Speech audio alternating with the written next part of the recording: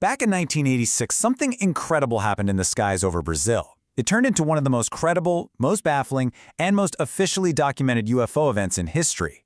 We're talking about a single night where the Brazilian Air Force actually scrambled fighter jets to chase more than 20 unidentified objects. So, what in the world was going on? Let's get into it. And look, this wasn't just a case of some blurry lights in the distance. The reports were coming from highly trained military pilots. I mean, these are people whose entire job is to know exactly what belongs in the sky and what doesn't.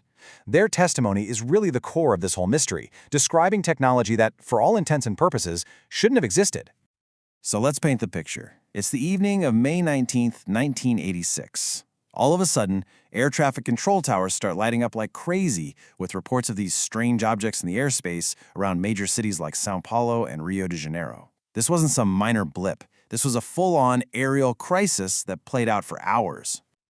What's really wild is how consistent all the reports were, from people on the ground to the pilots in the cockpits of those fighter jets. The descriptions were nearly identical. They saw bright, pulsating lights, shifting from red to green to white. They saw classic flying saucers, but also some weirder, angular shapes. And the way these things moved, it was just impossible. They'd hover completely silent and then, bam, zip away at speeds that just defy the laws of physics as we know them. Now, to really get why this caused such a panic and why the official reaction was what it was, we have to understand what Brazil was like in 1986. It wasn't just another year. The whole country was basically walking on a political and economic knife's edge. Yeah, this timeline really tells the story. For over 20 years, Brazil had been under a military dictatorship. But by the mid-80s, the country was in this very fragile, very tense transition back to civilian rule. So, in 1986, the air was thick with political uncertainty, protests, strikes. The whole nation was in turmoil. And this right here, this gets to the absolute heart of the tension. On one hand, you had the government trying to control everything with censorship and secrecy. But for the average person, reality was something else entirely. We're talking hyperinflation that was just destroying people's lives, constant unrest, and a deep, deep mistrust of anything the authorities said. It was the perfect storm for rumors and conspiracy theories to just explode when something truly unexplainable appeared in the sky. So a total chaos in the skies, and a super nervous public on the ground. The military couldn't just sweep this under the rug. They were forced to launch an official investigation, one that would go down as legendary in the world of ufology. What made this whole thing so hard to ignore was who was doing the reporting. We're not talking about just casual observers. The key witnesses here were military pilots, air traffic controllers, scientists, aerospace engineers. These are people whose entire careers are built on precision, on careful observation, on analysis. You can't just dismiss their testimony. Okay, so here's where the official investigation gets really, really weird. There was this huge disconnect between what all these credible witnesses were seeing with their own eyes and what the advanced military radar was picking up.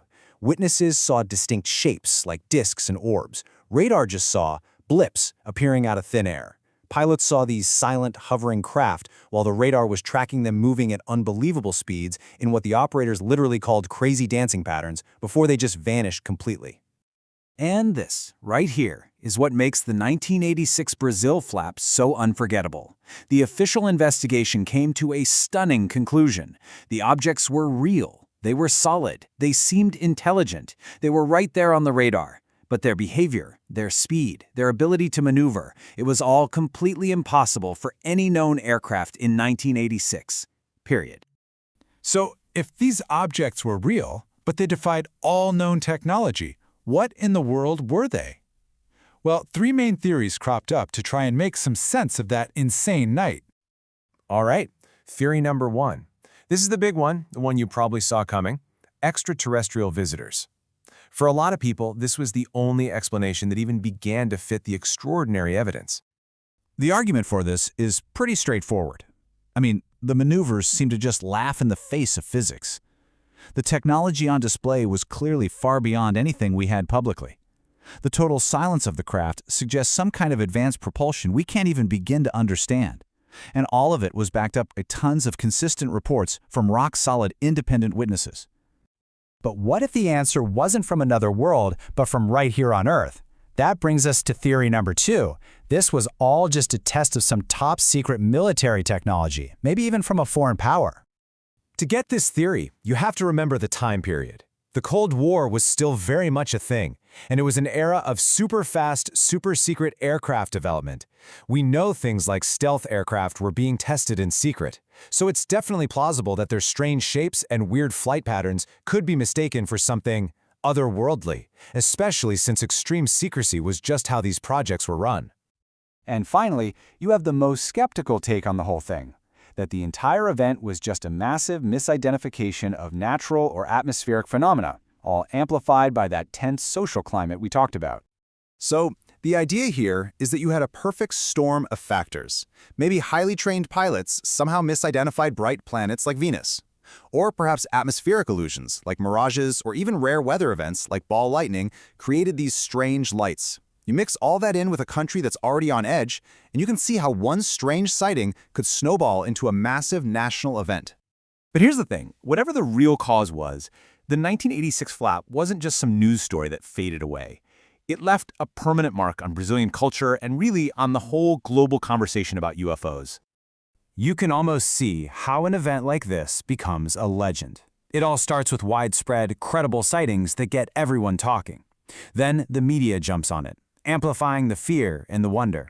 Pretty soon, the story gets woven into local folklore and urban legends, until finally it becomes this cultural touchstone, a story that gets told and retold for generations. And that is exactly what happened here. The 1986 flap literally changed Brazil's official UFO policy, forcing them to take investigations more seriously. It seeped into pop culture, music, movies, you name it, cementing its place in the nation's memory as that moment when the impossible seemed to break right through into our reality. So after all that, what do you think? Were the skies over Brazil in 1986 filled with secret prototypes, a trick of the light, or visitors from another world? The evidence is fascinating, the theories are compelling, and now, almost 4 decades later, that central question is still completely unanswered. And that's what leaves us with one of history's greatest, most enduring mysteries.